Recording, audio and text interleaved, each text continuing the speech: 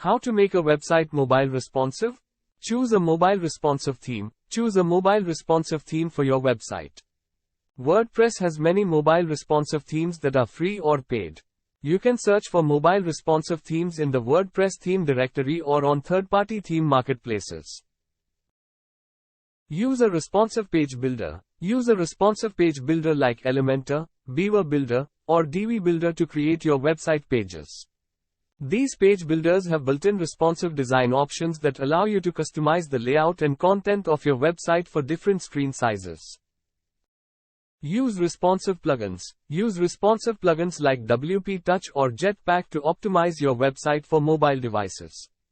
WP Touch creates a mobile-friendly version of your website, while Jetpack's mobile theme adapts your website to smaller screens. Use responsive images. Use responsive images that automatically adjust their size and resolution based on the screen size. This ensures that your images look great on all devices and do not slow down your website's load time.